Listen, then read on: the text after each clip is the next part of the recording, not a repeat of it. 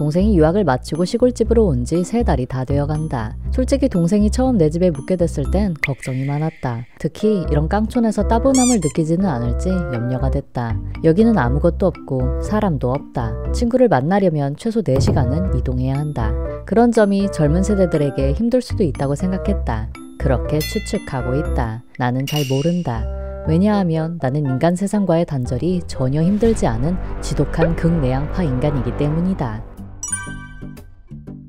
바질 페스토가 마른 걸로 하려고 그랬더니 안 되더라고. 생바질만 바질이 돼. 집에 있는 걸 좋아하는 사람을 집순이라고 한다. 그런데 집순이에도 2가지 종류가 있다. 집에서도 활동적으로 움직이는 유형, 침대에서 나가지 않는 유형이다. 그리고 난 원래 후자였다. 나이를 먹으면서 첫 번째 유형으로 진화하긴 했지만 아무리 시간이 지난들 집보다 밖을 선호하는 일은 생기지 않을 것이다. 집순이 DNA를 갖고 태어난 사람은 어쩔 수 없다. 더불어 나는 내향적이기까지 하다.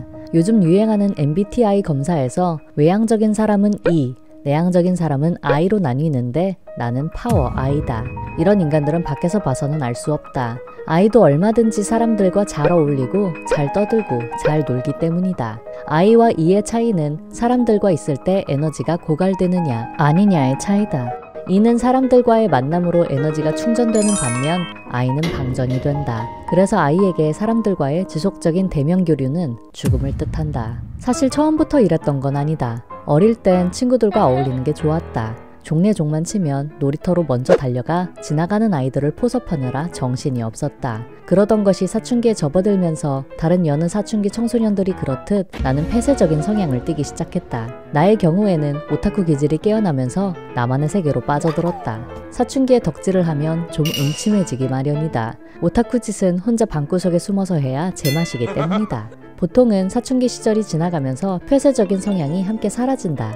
하지만 나의 음침함은 사라지지 않았다. 어쩌면 타고난 성향이 그제서야 본색을 드러냈는지도 모른다.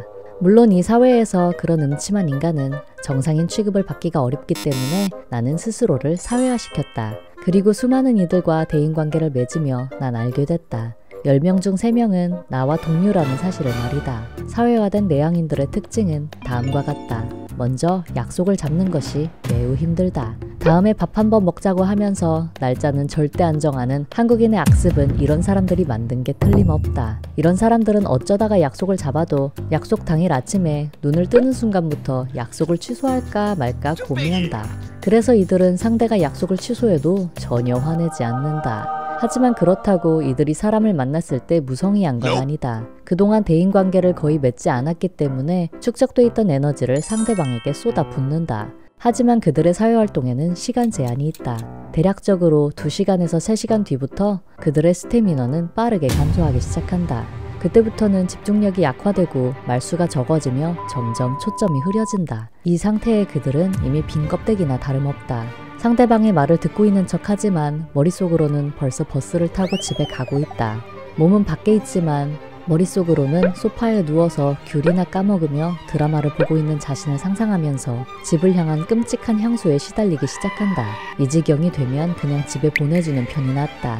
왜냐하면 더 오래 붙잡아둘수록 이 인간의 다음 외출까지의 텀이 점점 길어지기 때문이다. 빨리 귀가시키는 것이 그를 위한 길이다. 이런 이들은 귀가한 이후에는 전화도 없고 문자에 대답도 잘 안 하지만 그렇다고 그들이 주변인들을 사랑하지 않는 건 아니다. 그리고 문자를 안 읽은 것도 아니다. 이미 다 봤다. 종일 폰질을 하고 있는데 문자 알림을 보지 못했을 리 없다. 대화를 할 기력이 없기 때문에 반응이 없는 것이니 그냥 내버려두면 된다. 그러면 나중에 필요할 때 지가 알아서 연락은 하지 않을 것이다. 그냥 때 되면 오다 가다 다시 마주칠 것이다. 그러면 또 어제 만난 사람처럼 반갑게 반길 것이기 때문에 이런 인간들과의 대인관계에 대해서는 크게 걱정하지 않아도 된다. 만약 이런 종류의 인간들을 주변에서 발견한다면 귀촌을 권해주길 바란다. 이런 인간들이야말로 아무도 없고 아무것도 없는 시골 생활에 최적화된 유형이기 때문이다. 내가 보증한다. 세상과 분리되어 24시간을 홀로 운영하다 보면 자신이 갖고 있던 자유와 독립이라는 개념이 얼마나 왜곡되어 있었는지 알게 된다. 혼자만의 시간이라는 건 생각보다 훨씬 더 무거운 것이고 많은 책임이 따른다. 시골에 있다 보면 낭비가 없는 정말로 나 자신을 위한 생산적이고 창의적이며 가치 있는 시간이 무엇인지 생각하는 기회를 갖게 된다. 그리고 인간에 대한 생각 역시 제고하게 된다. 나와는 다른 수많은 의견들이 단지 번거롭거나 피곤한 것만은 아니라는 걸, 그런 게 세상을 흥미롭게 만들며 나를 성장하게 만든다는 걸 알게 된다. 세상을 바라보는 다양한 시각에 눈을 뜰수록 세상을 향한 두려움이 잦아든다. 이해하면 두렵지 않다. 그렇게 나는 시골에서 조금씩 세상을 향한 이해심을 키워가고 있다. 영상을 보는 여러분들도 이해심 가득한 하루가 됐기를 바라며 오늘의 영상을 마친다.